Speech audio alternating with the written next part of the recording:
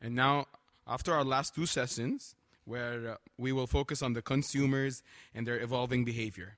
The first discussion will highlight the rapidly changing consumers' social behavior across new mobile-first platforms. I would like to introduce to you the moderator of this panel, who is the founder and managing director of a well-known and one of my personal favorites websites, Lovin Dubai. Ladies and gentlemen, Richard FitzGerald.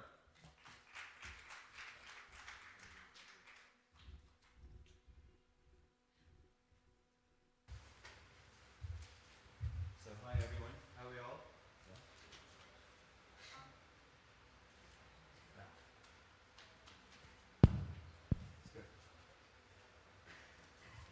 How's everyone? So we'll try and wake you up with an exciting panel after your lunch.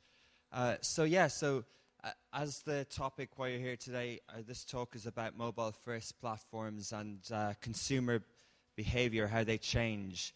And I think it's really interesting that we're looking at consumer behavior on social from lots of different angles. So over lunch, I was just looking at the kind of app updates on the App Store, and there was like 63 updates, Facebook, Snapchat. They've all got little bug fixes, and Twitter, and all little things to improve. We saw Instagram's new logo. We saw lots of different things happening all the time on these platforms. And you wonder why. Did TV stations and newspapers ever update their apps all the time?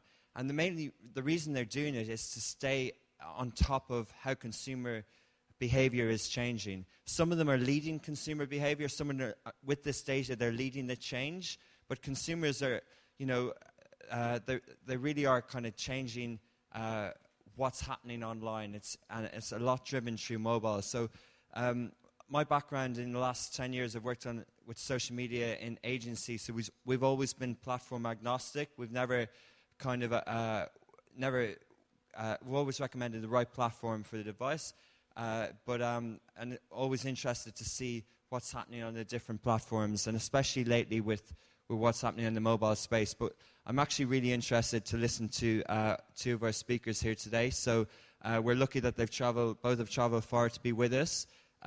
Firstly, I'll introduce Khalil from Salaam Swipe, known as the Tinder for Muslims, and it's a really interesting new platform. He comes all the way from Canada. So.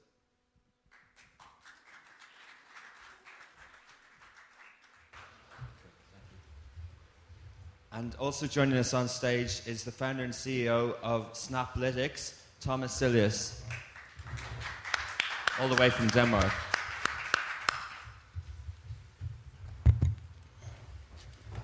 Right, guys. So first of all, I'd like you to introduce your company a little bit and tell everyone so Khalil, do you want to go first? Sure. So I don't really introduce my company as the Tinder for Muslims, but we do have a lot of similarities in there. We're actually a matching app designed exclusively for Muslims, and we are exclusively on mobile. And it's gesture-based, right swipe for if you like someone, left swipe if you don't like someone. But we've also built in other features that capture the nuances of the Muslim community.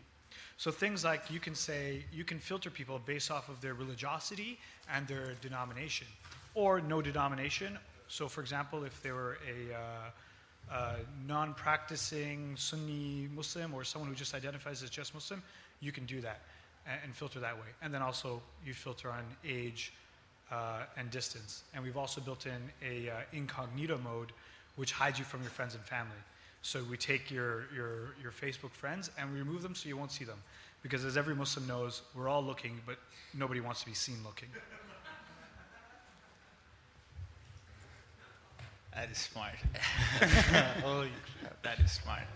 I actually just signed up for your app today. Did you use Incognito Mode? I didn't see that one, so my family may think, what is going on there? You sent him one trip to Dubai.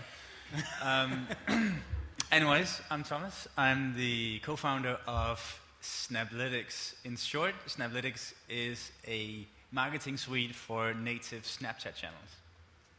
If you think automation of the whole analytics part, the ability to schedule publishing from your desktop, and the ability to track, if you work with multiple influencers, to track the effect it does have on your channel. That is exactly what we do. Yeah, we started out some time ago. We are still in the market, and we're doing really good. Good. Yeah, great to hear about Snapchat analytics, because it's one of the missing things. Yeah. So how do you think, you've introduced your companies, how do you think we've got to where we are in terms of analytics and mobile dating? Yeah, I think there's been a profound shift in the last few years of online dating. I think if you look at the data from a few years ago, I think it was 15 from about maybe 5 years ago. It was about 15% of people had used online dating under the age between the age groups of 18 and 24, and that has gone up to 30%, which means we've had 100% growth in 5 years in mobile online dating, and it's thanks to an app like Tinder. And I think that speaks to, when we're talking about consumer behavior, we have to look at it and say, like, what is it about mobile apps in the dating sphere that have made it so much more accessible for young people? We also see growth in the ages of 50 and 60, but that particular age group between 18 and 24 is very, very significant. Do you think the consumer behavior, there was a perception of dating websites, and that if, especially where I'm from in Ireland, if you went on a dating website, it meant that you couldn't kind of meet someone in a bar or something like that, and you wouldn't admit it in publicly? Absolutely. So is that a consumer behavior trend? So there was a stigma associated with online dating, which is we're just watching it fall away right now. Because what was once a sort of seen as like a desperate measure to find someone has now become gamified. And so what an app like Tinder did is it turned online dating into a game, and it took away that sort of stigma, and it also made it very personal. You hold it in your hand. You don't have to have a big computer. Imagine if you're in a grocery store with a big computer looking for people. You can't do that, but you can do it on Tinder. And so I think these features are things that have made it so much more accessible and acceptable, and we're really seeing, there are a whole bunch of other sociological factors which come into play, which speak to why, it's happening now. But I think that's one of the points. And what would be, a synopsis? What's kind of one of the main triggers in how human behavior is changing as well? Is it to do with location? They often mention in Saudi why people use these applications a lot is because there aren't many meeting places. So would that be one of the things? Yeah, that's certainly a big part of it. I mean, but a large portion of our user base is actually in Europe and North America.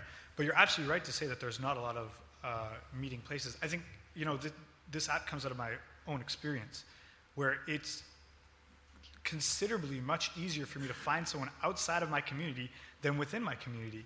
And when we're encouraged to look for people within our community, and yet there are so many barriers for us to be able to do that, I'm trying to break down the barrier and put everyone on an even keel. Interesting.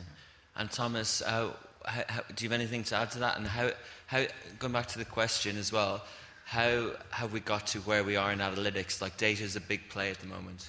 I think this is. I like the app. It fits in nicely towards compared to what we're looking at right now. Things are getting more private instead of doing the one to very many communication, which Facebook is the place to do. Things are getting much more private. It's happening on Facebook. Everything is happening in groups now. Snapchat is one to, I want you to see it, and you to see it, and you to see it.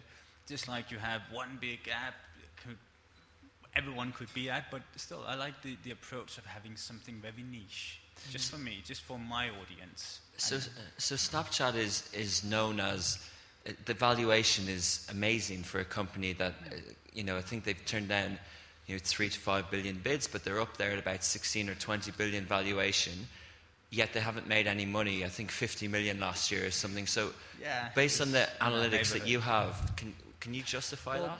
Yeah, in terms of that valuation, they a lot of VCs seems to have justified that one. But in terms of, if you look at Snapchat, something interesting is happening.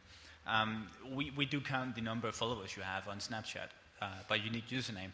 And we can see every time you post a story, regardless of how long it is, whether it's 2 snaps or 10 snaps or 20 snaps, around 50% of your followers will see it.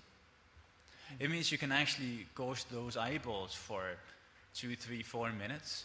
They may not see all of it, as in they'll be tapping in the video, but you'll have the eyeballs fixed for a very long time compared to a fast and rapid update on Twitter or something people won't be able to actually see because it's down prioritizing the algorithm on Facebook.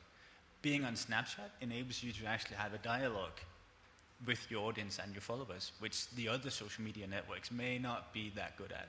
How many Snapchat users are out there? It's around, they themselves say 100 million active monthly users, something like that.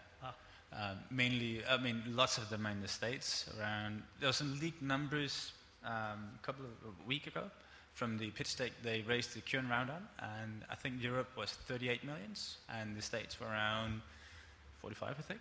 So to put that into context, that's about where Instagram was around 3 years ago, and now they're close to 400 or 500 million, and Snapchat's, WhatsApp's around 850 million or so. So Snapchat still has a big growth.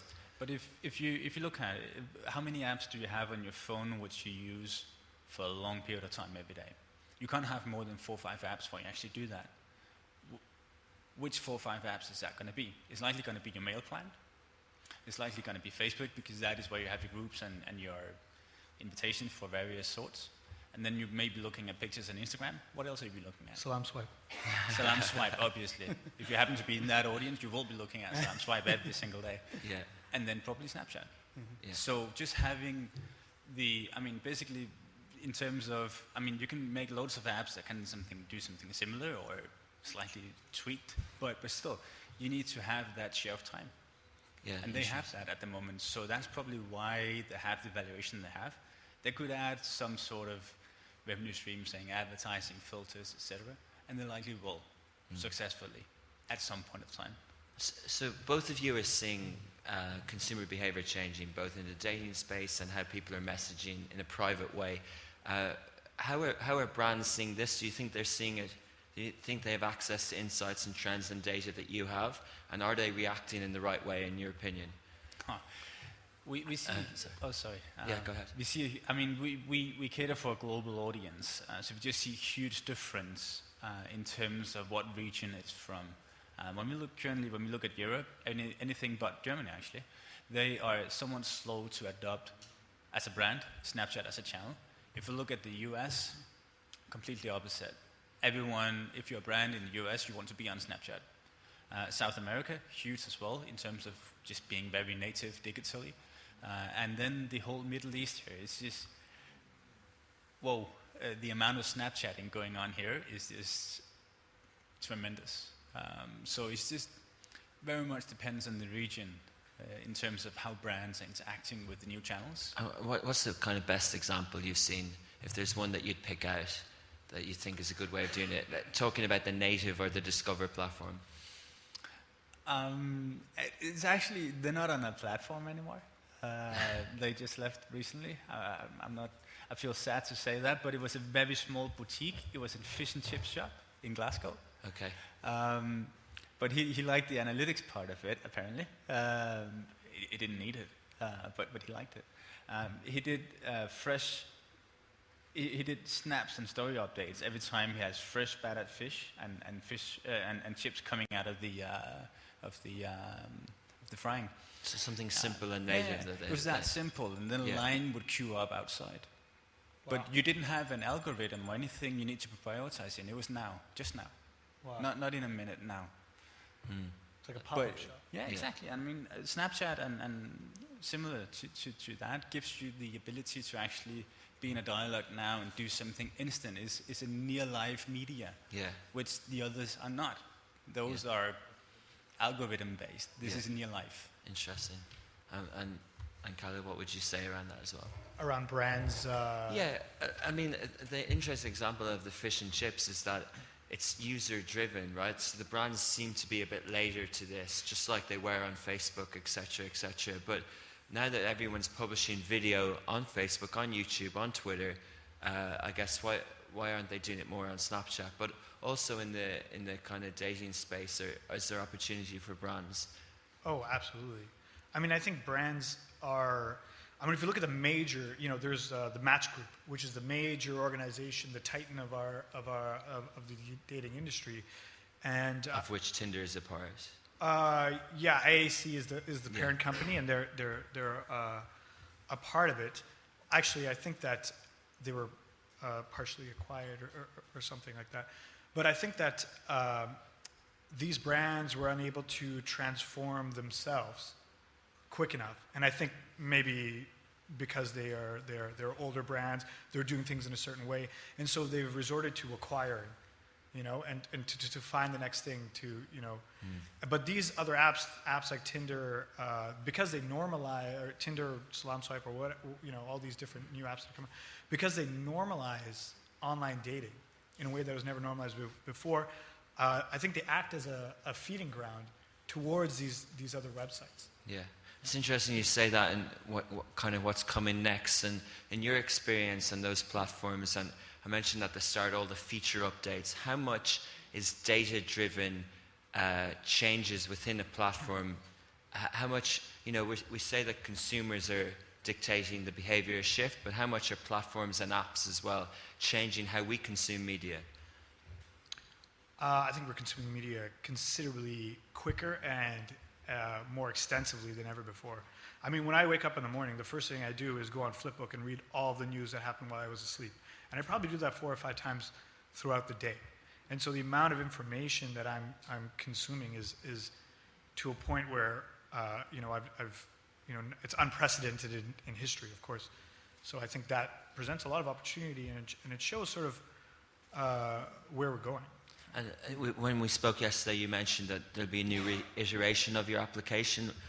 Can you reveal anything about that, and how you've kind of discovered the things to change? Well, I think one of the most interesting things about Salaam Swipe, which is actually almost unprecedented in the dating world in general, is our ratio for men to women.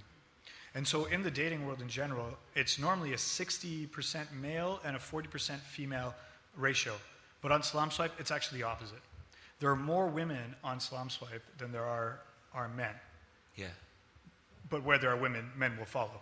And so as a result, we're iterating our app to be more friendly towards that demographic in particular, and make sure that they're, And you mentioned Bumble as well? Yeah, Bumble's an app that actually was sort of like, not an offshoot of Tinder, but one of the co-founders of Tinder went and built Bumble, and she built it in a way that was, from a woman's perspective.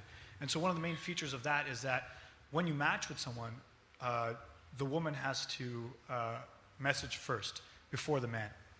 And it causes more engagement, actually, and it causes a better experience overall. And I think if I look at it even from a Muslim perspective, in Islam, a proposal is always done by the woman, not the man. And so it works very much within our being and our ethos to do things in this sort of way. Yeah, I must sign up for Bumble. So, and what are you seeing, Thomas, in terms of what's next for Snapchat? We're all very interested. Well, I wish I had that crystal clear view on what's coming, but you'd like to see more advertising. Revenue must be generated. But yeah, generally what's in scope for Snapchat on that one is likely more brands will move the conversation to Snapchat in the future, because less and less of that conversation is currently happening on Facebook. Just yourself, when was the last time you did some thoughtful and deep update on Facebook? Click away all the influencers and brands on Instagram, and you won't have anything in your feed anymore. Mm-hmm. The conversation is per default moving towards Snapchat. So brands have to move towards that platform as well going forward. Maybe Snapchat now, in the future, maybe another niche platform. But basically it's interesting. It's becoming more niche and more, basically we've all been force-fed with messages just sending out in the open space saying, see how good we are, blah, blah, blah. And I do believe that the audience would want more closeness, more relevance in terms of what am I reading and why do I spend time on it? Because time is actually a pretty significant coin to trade with. Interesting. So as we finish up, what are the kind of macro trends that, on top of the kind of niche, but what are the macro trends that we're likely to see on mobile's social behavior in the next 1, 3, 5 years? Yeah, I think gesture-based apps are going to be a major portion of what's to come. And now with iPhone doing the Force Touch, I think there'll be a definite push to go and use those features in a more. So explain gesture-based apps. So for example, a normal website, you click. I mean, this is more like, you use your 4 fingers, you use your 3 fingers, whatever move. Okay, interesting. That sort of gesture-based app, like what Salaam Swipe itself is. I can see more of that appearing just to make mobile more swift and more smooth and more intuitive. How about voice commands? Are you thinking that into the Salaam Swipe? We haven't thought about putting in voice commands yet, but obviously you can use your phone to speak into to type for you.